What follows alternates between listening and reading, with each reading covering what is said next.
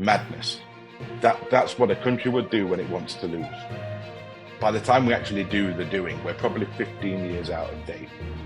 I can only think of two sectors where we recycle people that have failed publicly rather than bringing in fresh blood and fresh ideas. Professional football managers and public sector. Sticking my nose in and throwing my hat into the ring. Welcome back to Engage Care Talent. We're solving the care talent crisis one conversation at a time. And we are in election period at the moment. And I saw something on LinkedIn and from Dean Malpass about if I'm Prime Minister. And Dean came up with a 5-point healthcare manifesto.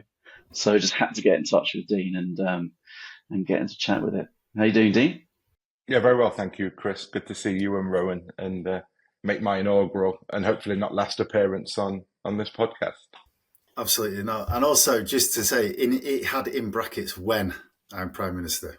That is true, actually. Yeah, it did. I like it. Yeah. Very good. Yeah.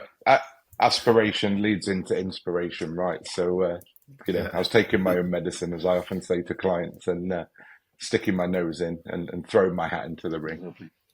So, for those who don't know, Dean, tell us a bit about yourself. Yep. So I own my own consulting firm, Dean Malpass Consulting.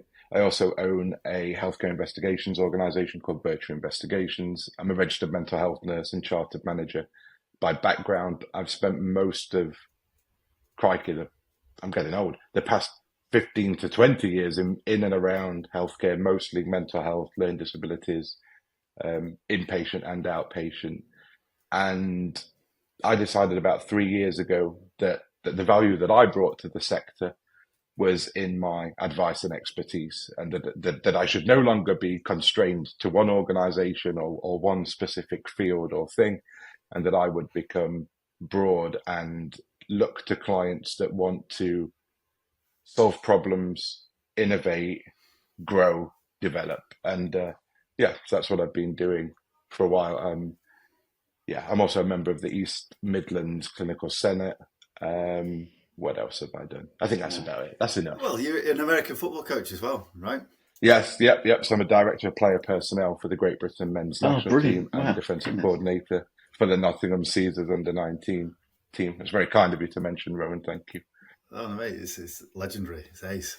Actually, as a quick aside on that, one of my ex-colleagues, Drew Spencer, so he managed the Team GB baseball team, and and now he's working for the Yankees over in the US.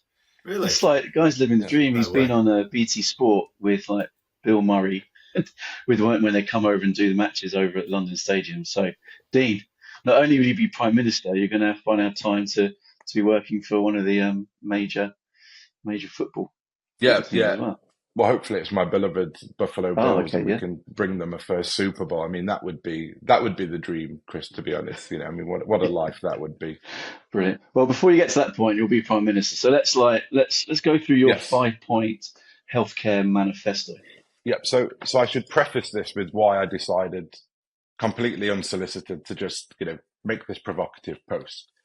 So I genuinely believe, at least at the minute, I reserve the right to change my mind, that the global talent war for qualified healthcare staff is going to be one of the key assets that countries have to compete on, in the way that in the past they might have competed for fish stocks, coal reserves, precious metals. Now, people might listen to this and think, this guy's off his rocker.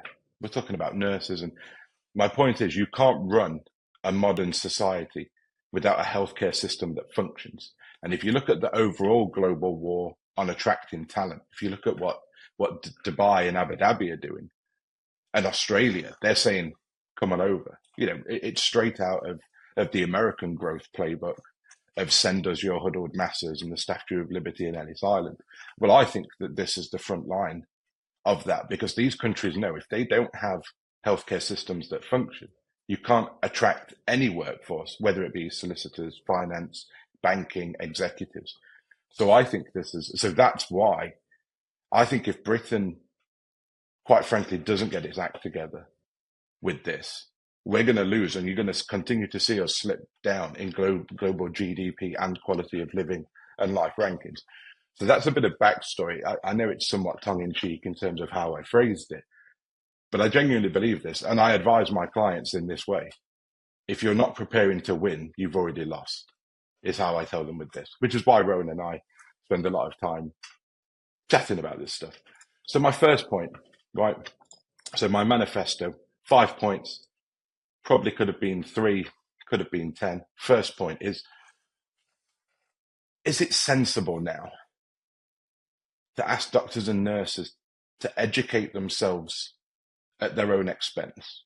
Now, there's lots of arguments about, well, Dean, lawyers have to pay for themselves. Well, sometimes, but there's training contracts. What I'm saying is that if these are a key part of critical infrastructure for the mere existence of the type of society you want, is it sensible to just let universities handle this and let individual students pay for it, given they're of such significant strategic and constitutional importance? We don't say to SAS people, well, you want to join the SAS and we need special forces that function well. Tell you what you're going to do. If you go away for 5 years at great personal investment of time and expense, then come back to us, we might give you a job. I mean, there'll be no induction and there'll be no mentorship and there'll be no supervision, but at least you'll have a job and you'll be a number. Well, we probably wouldn't do that. And I'm saying that the time has changed. Many of your listeners and viewers might not know, we artificially cap the number of medical places in the UK right now. So we always have way more people that are suitably skilled and educated to become doctors, but we have artificially capped that for a variety of reasons. Madness. That's what a country would do when it wants to lose. We just can't continue like this. We don't have anywhere near enough doctors. We can't import enough doctors, even if we wanted to. And there's all sorts of political reasons that we won't get into about why that might not be politically palatable. But we're turning away good A-level candidates because we've artificially limited places, because we've set these arbitrary caps based on a world and a country that no longer exists. Crazy. And if we don't change that, my manifesto would scrap that. There'd be no more artificial caps. We'd create the places. Do you know that you think about psychiatry. Do you know that most universities rarely send medical students to Elysium, Priory and Signet, that between the three of them account for 85% of that market? No. Crazy, yeah. So that's the first point. Yeah. I also didn't know about the caps, and I've been working in healthcare for I don't know how long in recruitment and attraction retention, so I don't know if I'm showing myself up for not reading enough. My question there is that kind of hidden, do you think, a little bit? Just like the number of actual nurse vacancies that there are in this country. Because it's always managed and administrated by the quangos, right, of health. And I don't say that disparagingly, like they literally are quangos.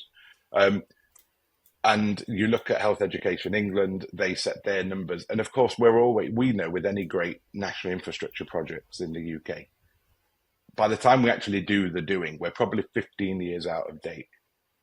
Yeah. So this has been the same. The pre-registration standards for nurses and doctors that we currently have now, even though they've been tweaked, really are looking at addressing the challenges that we had in 2004. So yeah, that's part. But I mean, we turn away hand over fist, Rowan. Even if the places weren't capped, we turn away hand over fist sufficiently qualified students that would be able to undertake the rigor of a medical course, and they go on and do biomedical sciences. Do you know what? Like, just think about that. We don't have doctors, but we frustrate the talent pool that are capable to become doctors. It's mad, absolute madness. Because if you think of like reputation issues, people who word of mouth, and somebody speaking to a peer who's thinking of going on the same journey to become a doctor, and them saying actually it didn't work out for me.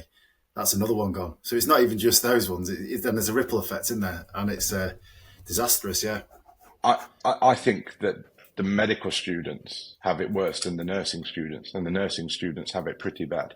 Because medical students, because they're under this loose contract, they're told post qualification as a doctor which region they're going to go to, and they're sent, and you get to make a preference, but they don't have to honour your preference. So you hear all the time that medical students, I'll pick a really simple example, at King's College in London, will be sent to the Northwest on rotation. And if you don't do it, you don't get to undertake the next part of your training. We're not helping ourselves, are we? Really, not helping ourselves. As a general rule, the type of student that wants to study at King's College does not want to go to the Northwest. As a general rule, there are exceptions. That is crazy. What we said before about lawyers. So like, SAS, I get that. You pay for their training and you want them to be the best. That's, and they need to be the best and all that kind of stuff. And it attracts probably the right kind of candidate with the right behaviour to fit that model. Okay. And, the purpose of that job is something a little bit different to being rich and all the rest of it. So there's that. Then you've got lawyers who, when they get to become lawyers, again, I don't know this, but, the good lawyers, the ones that do well, will earn a lot of money. So it's, it's worth investing, I suppose, in that sense. Is there an argument to say that doctors and dentists and things like that are the same? The end result is that they'll have a big salary. So if you want to get to there, it's worth investing. Whereas for nurses, I've not met a nurse who's gone into nursing to be rich, and because they're motivated by money, they want to go in and change people's lives, and they do a flipping good job of it. Is there a difference between the argument for funding in different healthcare slots, or would you say no? There is in that, in the way that you've articulated that, yes. The problem is you can't have one without the other in terms of actually having a functioning healthcare system. So I think we've reached a point of absolute critical mass where it just wouldn't work if you just had, say, for example, nursing as a more economically attractive pathway or economically supported at the national level. Because one of the reasons why you lose nurses very quickly at the minute is when they turn up and there aren't enough doctors who are skilled and qualified. And America has a real issue with this. Doctors have pretty much disappeared from many wards and are only available occasionally by phone. It's not quite that bad here for the most part, but I mean, I've spent time visiting people in hospital. There are areas where, and that shouldn't be how healthcare systems work. Nurses and doctors should be working hand in glove. So I think yes. The other point about salaries as such is that because wages in the UK generally haven't grown on pace with kind of what should happen in a economic system like ours, doctors actually don't make, relatively speaking, as much money as what their true market value is. So I think if we were going to kind of not offer that support, what I would say is take off the banding, because the banding system in the UK artificially deflates the value of healthcare staff that are of critical vital in importance. So I don't think at the minute we can afford to play both sides of the coin. I think we would have to come away from that banding and renegotiate with the unions and offer a fair pay deal with both, or we support and in many ways nationalise the professions. I personally feel, or not me personally necessarily, but I believe that the bandings, not just in healthcare, but in local authorities, etc., create the wrong behaviour straight away. I've seen circumstances where there's people on a band 3 who can't even get to speak to someone on a band 8 because they're a band 8, not because they haven't got time or because it's not important or etc. It's because they're a band 8, and certain people won't answer the phone because they're a band 10, and band 10s don't answer the phone. It's like, well, the door needs to be, you need to answer the phone so you can open the door, but no, they wait until, and it's like, and I've worked in an environment where it doesn't matter what level you are, like you just said, Dean. The doctor's there, morning huddle, everybody's there, everybody's on a level. It's like, that is what good looks like. That is how it should be. And everyone feels important. And people say, it's the support workers that run this hospital. And it's like, yes, that's how it should be. And imagine working in that environment. You'd want to stay there, wouldn't you? And then you tell people, come in. It's fair. It's good. Yeah. Anyway. I agree. And I think your number one, I managed services in the region. your number one job is to make sure that everyone that you employ understands that they're the most important person in that service. That's your only job as a healthcare manager. And it has to be true, right? Because when I was back at Manor or wherever, try running Manor without, Wendy on reception or Jackie in the kitchen. Ain't going to work. Everyone has to understand that they are the most important person. And then when everyone understands that, you can come together. Sorry, Chris, I interjected. No. So I think, to be honest, what you're saying sounds like Alex Ferguson without the hairdryer. It's well known for that, is making sure that everyone in that club was very much part of the process. But I just thought to finish off your first of your manifesto plan is that I think just when I saw that, it was a bit of a mic drop moment for me, because it's like, absolutely right. If there's money being invested in training people to defend this country, then it's absolutely obvious. It seems so obvious that you should do it in terms of when it comes to keeping the nation healthy. Yeah. And we can afford it. Yeah. I mean, I'm no great political economist, but I'd be able to figure out a way to fund this. If we could spend, I put it in the post, this is where at this point, I was just being provocative. If we can spend £840 million to subsidise people's takeaways during lockdown in COVID, we can find money for this. Yeah. Well, yeah. Is it? You can't do clapping emojis on here, can you? Exactly. So I've got your vote, Rowan. Brilliant. You got the vote on that one. Yeah.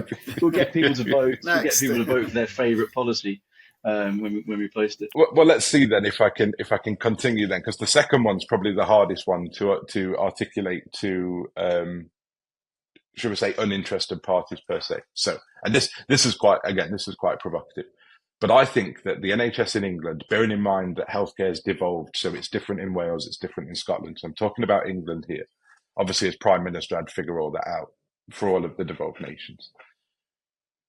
The devolved approach by NHS England and the other quangos within England, there's been an administrative land grab. And when I say administrator, I don't mean people that are administrators in the classic sense of the word. I mean the people that run services but probably don't come from a clinical background, don't come from a healthcare background. They run, and the ICBs and the CCGs before that were full of them. Like, I have a friend who I won't name, and he'll be very cross that I share this story. He is a very good occupational therapist, and he's been an occupational therapist for 12, 13 years. And I think he's at band 7 or band 8. His wife has never worked in healthcare, did a fashion degree at university. She outranks him in a CCG and makes decisions over where. Now, she's a very skilled, capable woman. But to me, that speaks to one of the issues that we've got, is that nurses, and I use the phrase professional managers.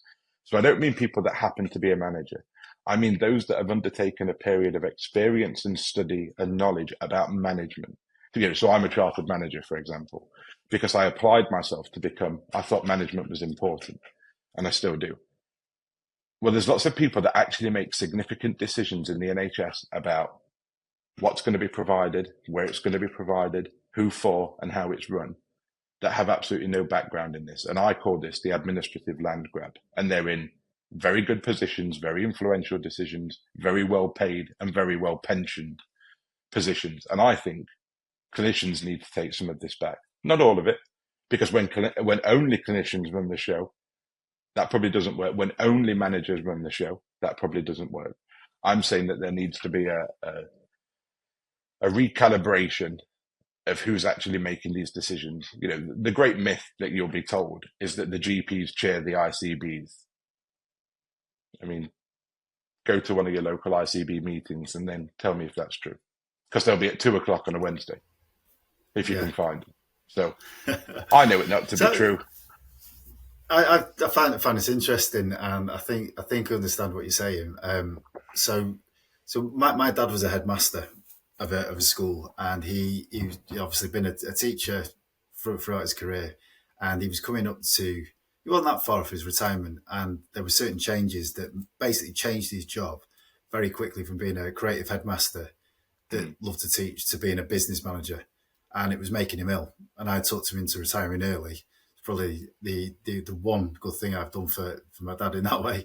I think he listened to my advice, or if not, I'm taking the credit for it because he's doing well now. But it changed his job. It wasn't for him, and it kind of, I was quite young at the time, but I was thinking this is just weird. It's bizarre.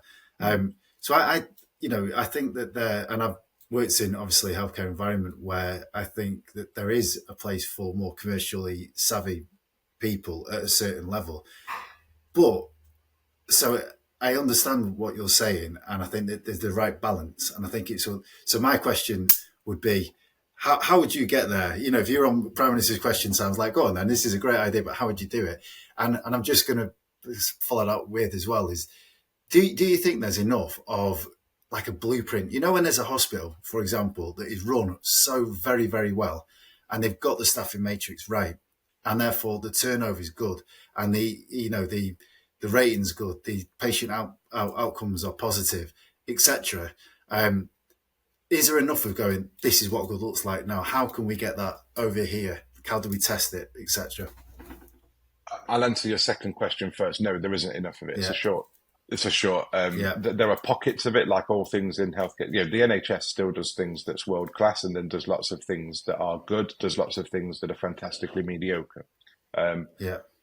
But it still has those individual pockets, as do, you know, in the interest of fairness, as do the other independent organisations that have pockets of excellence, you know, for the most part. So no, but what there isn't is enough consistency and enough sharing. And we've tried at various points. You know, we've had benchmarking data, we've had national minimum standards. If you know, we're all of a certain vintage where we might remember those things, doesn't quite transfer. And I think part of the reason is because healthcare is hard, and leadership is the cultivator of culture, and culture is the thing that actually determines whether your organisation and healthcare system is going to be successful. Your first question about how I would achieve it is we need a restructure, we need a rethink. Think the Health and Social Care Act 2007, that ended PCTs. The reason it ended PCTs is because it was seen as uncompetitive in competition law and free market principle law to have the PCT attached to the healthcare systems that were delivering the care, because there should be this separation. So the theory goes that if you commission a service, you shouldn't then deliver it, because that's anti-competitive. The Health and Social Care Act 2007 and some other reform split them and forced the creation of CCGs. So CCGs were then completely separate from the trusts and health authorities that they'd been working with. And then they commissioned for local people and provided local services. But there's no real training in how to do that. The PCTs were quite straightforward because the money came down from the Department of Health, and you knew if you needed to run an A&E. It was really a genuine administrative task. But the CCGs suddenly had to start to understand, well, how do we apply a free market principle to most bits of healthcare that's highly regulated, state functioned, free at the point of access? Because what should have happened in theory is all CCGs should have gone to their local NHS trust and said, we're putting the A&E department up for tender. Now, of course, that didn't happen, probably quite sensibly. But it did happen in other areas, drug and alcohol services, long-stay mental health services. They were the first ones to be looked at. The 2012 revision wanted to add the competitive element. So when Parliament went back and made amendments to the Act, and it became the Health and Social Care Act 2012, it was to enforce more competition. This is what I wrote about in my master's. The reason why I think you have to understand this history is because in order to see where we're at and why we should change, you have to understand the lineage of where we came from. At one point, you know, before 2007, it was centrally commissioned by the Department of Health, and there was very little local ownership of anything. Where we've got to now is it's probably too localized, and we probably need to start thinking again about things such as economies of scale, because the idea of competition has now been removed. So even the 2012 Act that was all about competition is now gone because the country realizes you can't bring true competition into this sector where it's state funded in the vast majority of circumstances. So the way around it, Rowan, for me would be, we've gone too local. We probably need to regionalize, and we need to set some standards and make sure we've got people in there that actually know how to negotiate and construct contracts to make sure that services are world leading in all areas. And I think we need a talent a talent attraction campaign where people that come in and, they really are skilled at this stuff. And I think we need a better vision for healthcare in the country as well. So I think point 2 is probably the hardest piece of work because most people don't see it as an issue today. I certainly, from my experience, my parents lived in France for 20 years, and the difference was massive. That you just knew we'd go to hospital. Yeah. Actually, there was a lot more influence from the profession, the people who understood it all. So yeah, definitely. The reason why point 2 is important is because if we're going to finance point 1, we have to take out some of the bloatedness within the system. And this is a really good way to do it. Slightly unpopular and unpalatable, I would know. But yeah, if we're going to run a responsible budget for this, we can only pay for 1 if we get a handle of 2. Well, this manifesto is about change. So, it's got to do things. It's got to be done. 3 should be quite straightforward. We need to bring aspiration back into the sector. And that means you have to have inspirational people at really key and pivotal roles. Probably fair to say we haven't had that. I think that we should find a way. I can only think of 2 sectors that I'm familiar with, where we recycle people that have failed publicly rather than bringing in fresh blood and fresh ideas. Professional football managers and public sector. We seem to have this real reticence to bring in something that might be new or different because it's new and different. So instead, we allow certain people to have the same role, but we just move them far enough away. It's got slightly better in the NHS, admittedly. I would bring in a way where I'd make chief executives of NHS trusts, I'd make them be registered with the CQC. I would make sure that their KPIs were very clear about quality. Quality is always safety and effectiveness combined in healthcare. I'd remove the financial performance element that seems to just obsess everyone. The chief finance officer in most NHS trusts is the most powerful person, and the chief exec just tries to avoid that person's angry emails at various points. That has to change. That has to change. We can't have chief execs that are just trying to get to, I think if the HSJ did an anonymous poll today and said, if you could leave your chief exec post today and nothing changes in your life in terms of pension, would you just slip away into anonymity? I bet the response would be close to 100%. Because I think we've taken aspiration out of the sector. In many ways, we managed it out. And I think that what we absolutely should not be able to do is recycle people where there's been a big failure. I think those people need coaching. I think they need to go back into the system. I don't think we should just pay people off and move them from a London trust to the Northwest. It just makes no sense to me. I don't think that's a culture of excellence. And the people of Britain deserve a culture of excellence in its healthcare because we pay so much. This is the best funded healthcare system probably in the world. It doesn't perform like that, and my job would be to fix it. Yeah, one of my friends who's a leadership consultant and has got lots of experience. He often says that if you have a people problem, you have a leadership problem. To be aspirational, God, if you're going to be aspirational anywhere, it's got to be in this space, isn't it? I think you're absolutely right. Yeah, I think so. Yeah. So that would just be a very clear thing. That would just be about good governance of senior executives. Again, not very sexy, but really important. Attitude reflects leadership, right? Yeah, definitely. Number 4. Do you want me to push forward onto? Yep. 4's really quick as well. So this is something I'm really into. This is right in my wheelhouse. I think the Mental Health Act needs reform. Now, the Mental Health Act is a good piece of legislation. You can always tell, I think I said this to Rowan this week, and certainly other clients, you can usually tell in the UK how good a piece of legislation is by how old it is. So the Health and Safety at Work, etc. Act 1974 is a really reliable piece of legislation because it's been through every level of court. So it's been tested and scrutinised. The fact that Parliament hasn't had to rewrite it significantly shows you it's probably a really well and suitable and appropriate. It's good law. And law students and lawyers out there will understand when we refer to something as good law. So that's good law. Healthcare hasn't always been blessed with good law. The Mental Health Act is probably an example, and the Mental Capacity Act of good law, but it's outdated. So they made some amendments in 2007. We got some amendments, but the Act was largely unchanged. And the areas that it did change were very specific about things that probably aren't a priority now. I think the nation needs to have a grown-up conversation about the socio-cultural impact of mental health. And what do we really mean? I think we need to have a grown-up conversation about suicide. I think we need to have a grown-up conversation about capacity. And the new Mental Health Act that we would debate, and it would be a cross-party piece of legislation. So this wouldn't just be a case of this would be everyone. We need the brightest and the best of all parties to go through this.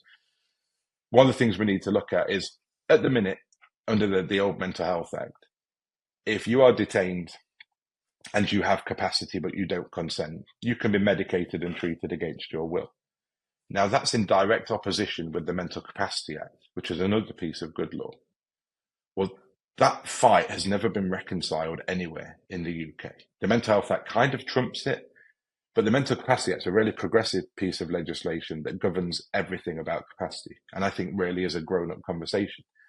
But it's at complete contrast and at odds with the Mental Health Act about, well, as a society, are we still comfortable? And the answer might be yes. Are we still comfortable that if someone has capacity to, say, decline treatment for a broken arm, should the state, by virtue of the hospital that they're detained in, have the right to say to that person, you're going to take this antipsychotic, even though the nature and the degree of the mental illness hasn't been sufficient to render you incapacious?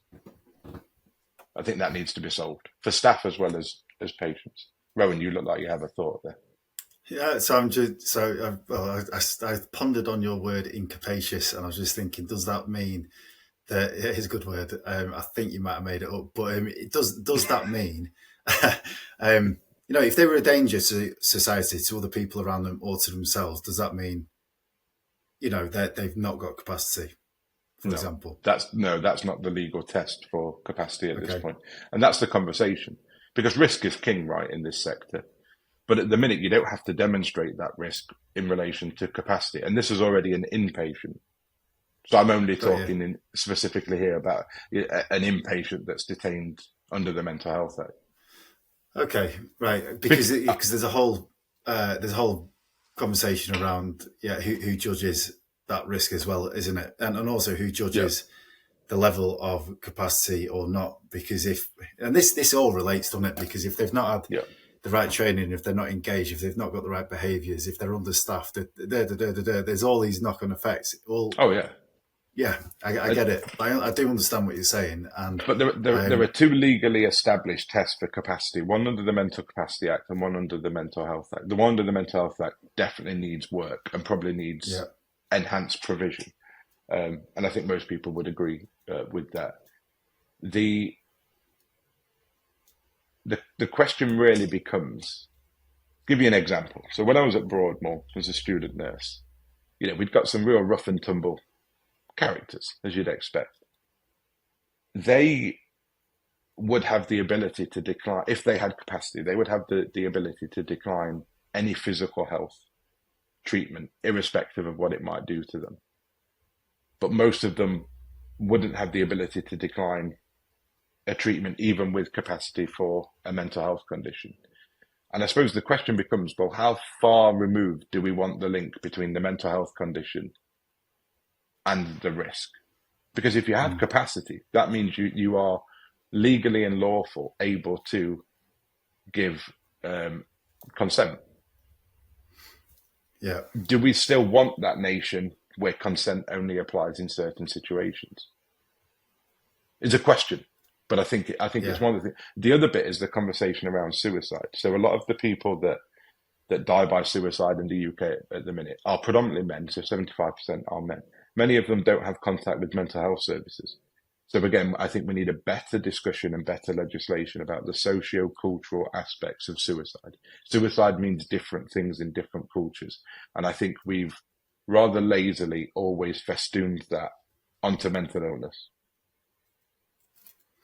And I think we just need a 21st century piece of legislation. and we'd have the best think, minds doing yeah, it. I think this is, one of the things I was going to say just then is that surely things have changed. There's so much more awareness, so much more people who are talking about mental health and suicide, and there's a lot more kind of different figures who've come out and opened up about the way they feel and all that kind of stuff. So surely it's just like anything else. As things progress and people change and behaviours change, surely the rules and the processes change. It's just got to, hasn't it? And if it doesn't, then why not? Surely that's a blocker. Yeah. And we've had other pieces of legislation out there that are also very good, but because the Mental Health Act was written so far before it, they're not well integrated in a way that modern legislation of this importance probably should be. So it's less reform here. It's a bit more good housekeeping, I would probably say. Yeah. I wouldn't be bringing in like sweeping reforms of no one can ever be sectioned and we're shutting the hospitals or whatever. It would be about how do we make it practically suitable for the people that are subject to it and the staff that have to work with it. Yeah, that's it. Yeah. So it's just good housekeeping. It just needs a rethink in certain key areas. And another fascinating word as well, festooned. I mean, we had a guy called Simon Burrows on a previous episode, and he had some corkers, but this is right up there. So yeah, festooned. I love it. Maybe we'll have the interesting word. Loyal listeners can play good word bingo with us, maybe on future appearances. Exactly. And what is Dean going to say next? Dean, Dean, feel like you got your sleeves like properly rolled up now. Politician style. Yes. And we're now on to our fifth manifesto pledge. And this is the bit where I'd have to do the whole pointing, but without extending the finger fully point of view. So that this would be that moment, I think, at the dispatch box, wasn't it? By far the most controversial in the sector. The people that didn't like this post were conspicuous by their absence, mainly for point number 5. And point number 5 is we have a ton. Actually, Rowan, let me lean on your expertise here a minute, because I would do this. Rowan would have you guys would have a seat at the table here in terms of recruitment and resourcing. Give or take a few thousand. What's the healthcare staffing vacancy number roughly today, if we were looking at across the whole sector? Is it still above 100,000? Well, definitely over 100,000. The reason for that is that we are led to believe that there's 40-odd thousand nursing vacancies in the UK. I am led to believe that number is actually more than 80,000, but it's kept quiet. I can't tell everyone hand on heart that that's true, but I absolutely believe it, having worked in the sector for so long. Yeah. You got, in terms of the entry level roles, they've come right down. At the moment, they've come right down, and I believe that's going to flip and change again as well. But it's definitely more than 20,000 of them, that's for sure.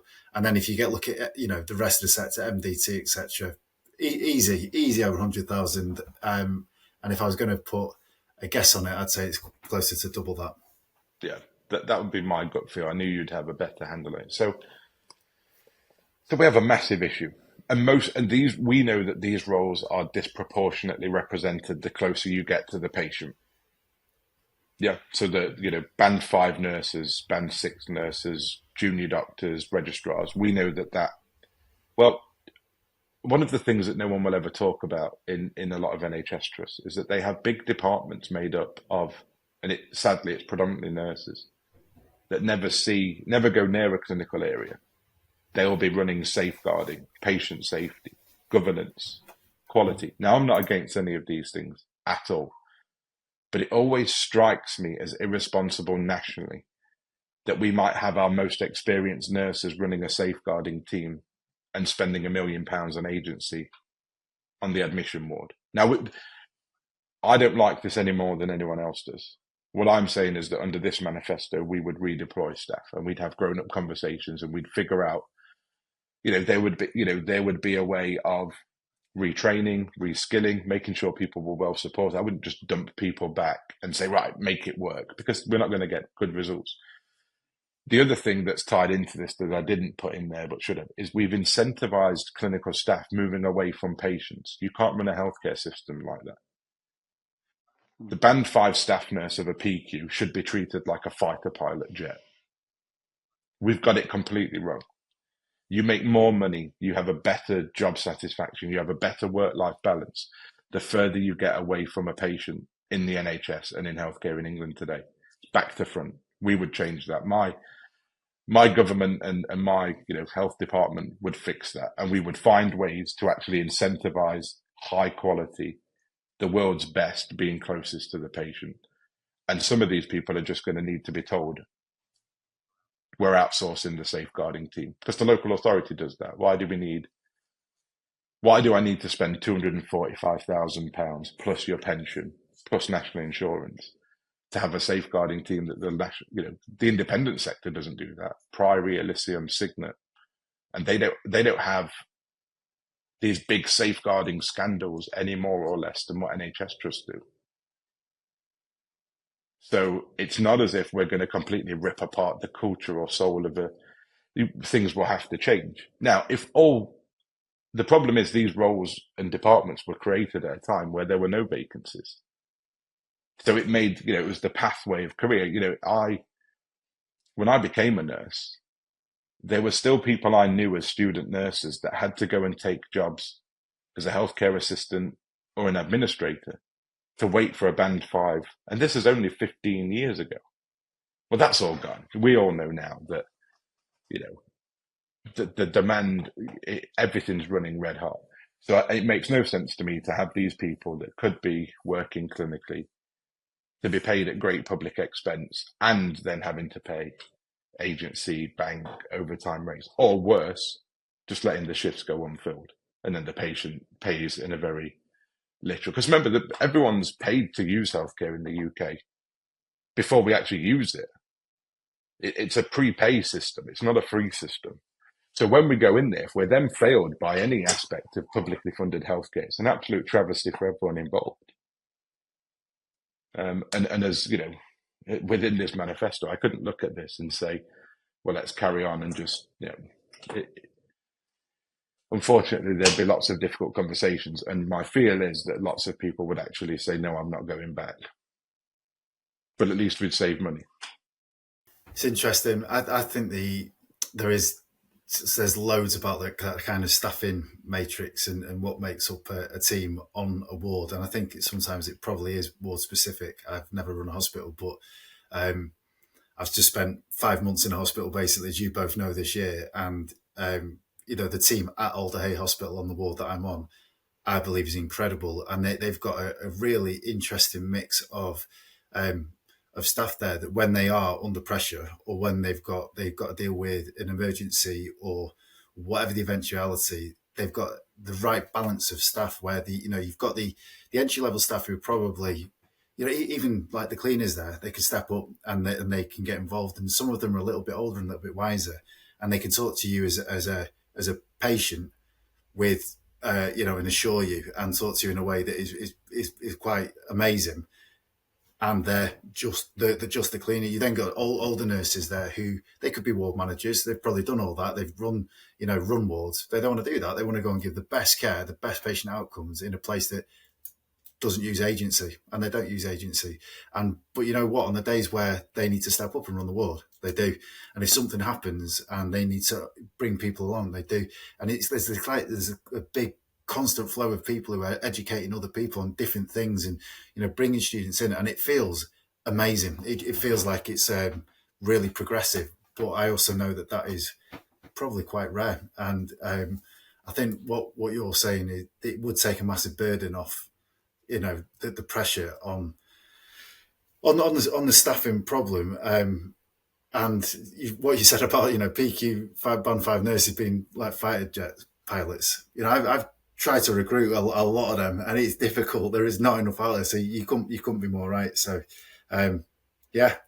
all interesting things. If I was to get a seat at your table, Dean, should you get in, I'd also want to put up there something around making it easier for people to actually apply for a job in our national health system. We've recently done a customer of like a mystery shopping exercise, and we'll cover it on here one day, Chris. But the results are mind-blowing to the point where you probably want to give up. You probably won't bother following through an application unless you had an hour and a half and you knew exactly what you were doing. It's so difficult and it's crazy. There's some companies out there you can apply in 2 minutes.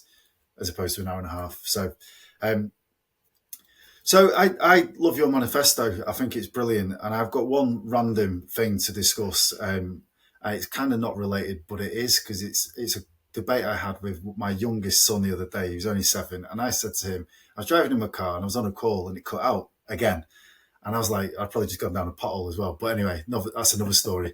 But my call cut out again. He said, Dad, why do your calls always drop out when you're speaking to someone? And I was like, I don't know, mate. I wasn't going to go on, about ranting about it. But then I said to him, do you think, and this is a genuine question, why I was asking a 7-year-old, I don't know, but I'm going to ask you, do you think that the Prime Minister on the rural road out there that I lose signal every time I try and have a conversation, do you think he has signal going down that road?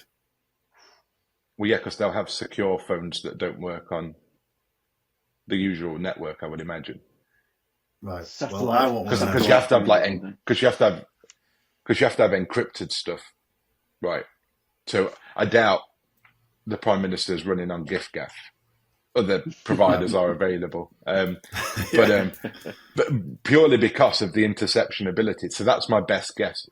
I think to your point, though, you've mentioned potholes, which if I'm invited back, if I can get a 5-minute segment on potholes, I'll fill it quite happily. No pun intended. But I think our critical infrastructure overall in the UK needs an overhaul. So I've only really spoken here about healthcare, but I think we would probably all agree that we're a bit creaky and we need to figure out how to actually invest in the stuff where there's a good return on investment. Health is obviously one of them, but mobile phone signal is, internet access, high-speed internet access is, like say all those things. To me, we're talking about the same thing, just with a slightly different bit. And it's not. I don't think it's beyond the gift of our great nation to be able to solve these. Absolutely not. So, I mean, one last thing from me. Sorry, I could speak to you non-stop for a week, no doubt. But I was speaking with somebody yesterday, NHS senior level, and we were talking about a big recruitment and retention transformation program that it sounds really exciting, really interesting. But one of the biggest blockers, and you just mentioned that word then, which is invest. One of the biggest blockers is that they've been told they can't invest. You can spend money, and you can call it other stuff, but you can't invest because at the moment we're running at a deficit. And for me, that would need to change. It's that whole thing, and this is the whole thought of not being able to invest in doing things in the right way, because we're still paying the price for doing things in the wrong way. And I'm like, how can that be real? I do get that you can't just spend and spend and spend. But if you're investing in the right things and you've got the right people making those decisions, then you're going to save in the long run anyway. Yeah, 100%. And that's sadly one of the things that's been lost, hasn't it, within a lot of how the country and the economy might run. We treat the budgets that we create a year ahead of time as if they are biblical tablets handed down to us on a mountain in the Middle East. And it's like, well, we created this damn thing. Like, the budgets are only what we agree at a point in time. Things change. We've got to be on our toes. We've got to be agile. We need to have a special forces mindset, to be honest. And we need to be thinking less about, these bloated, great, architecture of state. It's like, well, do we actually need all of them in the way that we've always needed them? Probably not. Some, yes, but almost everything needs tweaking. And the investment, so there's a great, and the other politicians, my rivals, I suppose I should refer to them now, have actually mentioned this, but they talk about, well, we've got so many people off work because they're too unwell to work. And the NHS can't meet their demands. But actually, if it could, these people might go back to work. Well, we're actually going to lose these people now. They're never going to go back to work for the most part, is my guess. But it's about future generations of investment and thinking about, well, yeah. And I have no issue whatsoever with individual trusts having quite a bit of financial leeway to be innovative and invest and things of that nature. If you look at the mental health sector, I'll name just a couple. CNWL, Nottinghamshire Healthcare, they make a lot of money by bringing in patients from other areas That's a revenue generating income stream for them. They don't publicize it. I think they probably should, but they absolutely do not. CNWL started off in around Baker Street and that part of London and operates services in Milton Keynes and Nottinghamshire, is down in Leicester at Arnold Lodge, and it has Wathwood in South Yorkshire, and they all have regional pools. It's a great revenue spinner in the NHS because if you remember, under the health and social care reform of 2007 and 12, NHS trusts were expected to make profit, and that's why they became foundation trusts. That hasn't changed. They're expected to make a profit, laughable as it seems now. But that has happened. So you don't even need to have the political debate about whether this should be allowed. It's just most people don't know it is, and they haven't done it outside of the big trusts that have gone on these these moves to actually, Nottinghamshire realises, well, if we can get Leicestershire to pay us for their overflow patients, that's a net gain. Yeah. And all the NHS trusts in theory should be doing that. So that's a level of innovation and investment. And that's the kind of thinking we need. As it goes back to why we've got engaged care talent, is that ultimately we love talking to people who love to grab hold of things and go, look, actually we can do something. It seems like a massive hill to climb, but it's all got to start somewhere, hasn't it? And I can just imagine you, Dean, in the lectern, in front of number 10, maybe so long as it's not raining, of course. Yes. And of course. imagine you on that dispatch box, adding an extra groove next to Churchill's ring dent in the dispatch box. So, what a dream!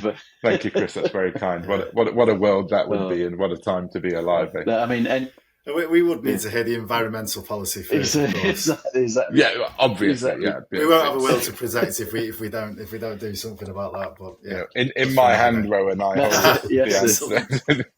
Everyone can get their votes in when they see this, and it'd be great to get people's thoughts on it. But thanks very much, Dean. Really appreciate your time, and Thank you, Chris. Thank you, Rowan. Really good. All right. Look forward to the results. Cheers. Thank you. Bye bye.